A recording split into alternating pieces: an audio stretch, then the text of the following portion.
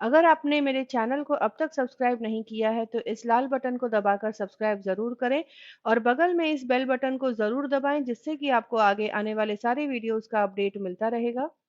आज मैं आप लोगों के लिए लेकर आई हूँ वैलेंटाइंस डे स्पेशल बहुत ही टेस्टी चॉकलेट की रेसिपी। आप यहाँ देख सकते हैं कितने टेम्पटिंग लग रहे हैं ये।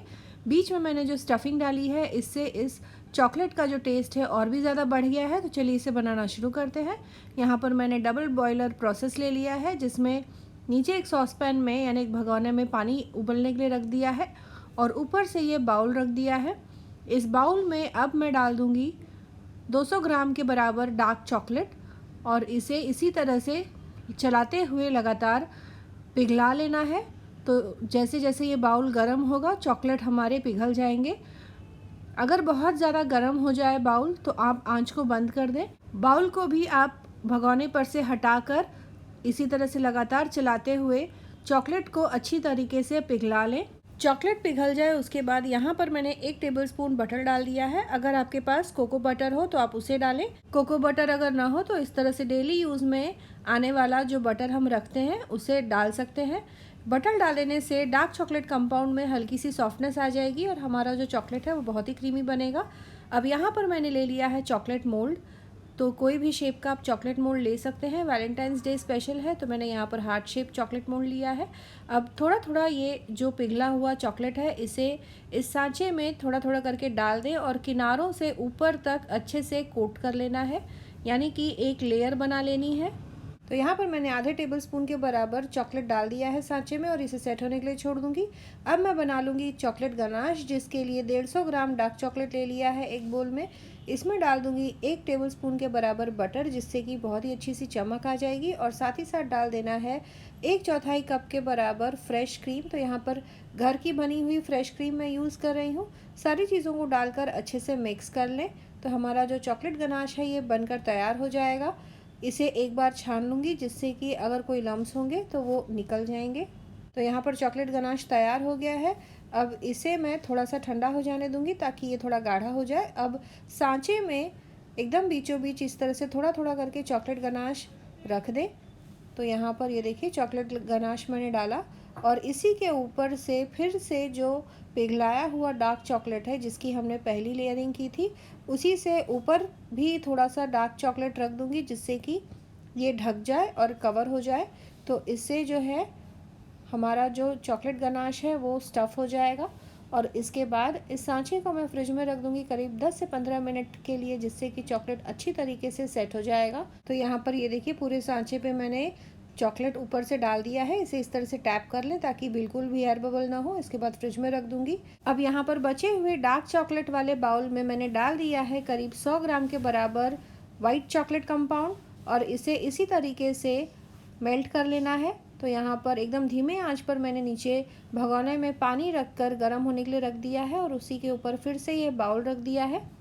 थोड़ा सा इसे सॉफ्ट करने के लिए इसमें मैं डाल दूँगी 1 टेबलस्पून बटर और इसी तरह से लगातार चलाते हुए पूरे चॉकलेट को अच्छी तरीके से मेल्ट कर लूँगी। थोड़ी देर में आप देखेंगे कि इसका जो रंग है एकदम मिल्क चॉकलेट वाले कलर में हो जाएगा।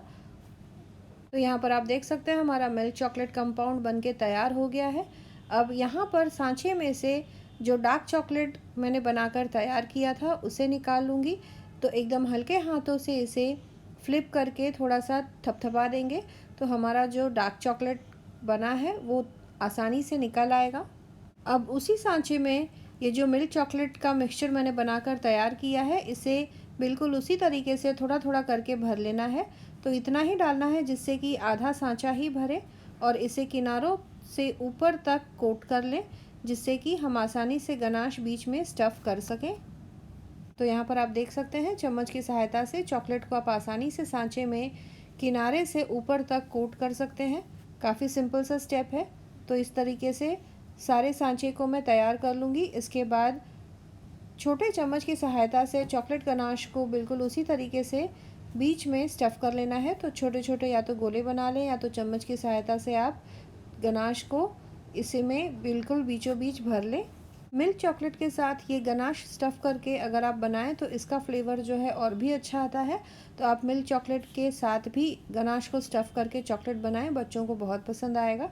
तो तो यहाँ पर इस तरह से ये देखिए सारे गनाश को मैं यहाँ पर सांचे में भर लूँगी।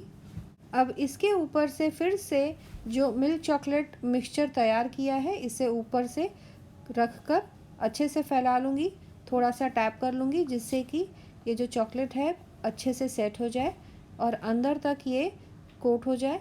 तो यहाँ पर इस तरीके से सारे सांचे में मैं मिल्क चॉकलेट का जो मिक्सचर है उसे भर कर तैयार कर लूँगी। इसके बाद इसे फ्रिज में रख देना है सेट होने के लिए करीब 10 से 15 मिनट के लिए, या जब तक कि चॉकलेट अच्छी तरीके से सेट ना हो जाए। और फिर सांचे को इस तरह से कटिंग बोर्ड के ऊपर मैं फ्लिप करके हल्के हाथों से थपथपा दूँगी तो ये चॉकलेट काफ़ी आसानी से निकल आता है। तो यहाँ पर आप देख सकते हैं कि जो चॉकलेट है हमारा तैयार हो गया है। कटिंग बोर्ड के ऊपर इस तरह से फ्लिप करके हल्का सा टैप कर देंगे तो सारे के सारे चॉकलेट निकल आएंगे।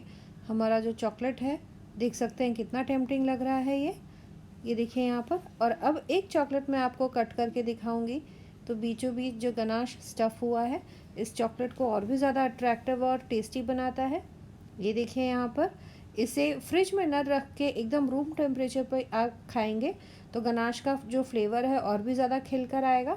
तो आप इस चॉकलेट की रेसिपी को ज़रूर ट्राई करें और कमेंट करें अपने एक्सपीरियंस के बारे में। दोस्तों और रिश्तेदारों के साथ भी इस रेसिपी को ज़रूर शेयर करें। मिलते हैं अगले एपिसोड में इसी तरह से एक और नई टेस्टी रेसिपी के साथ। Thanks for watching.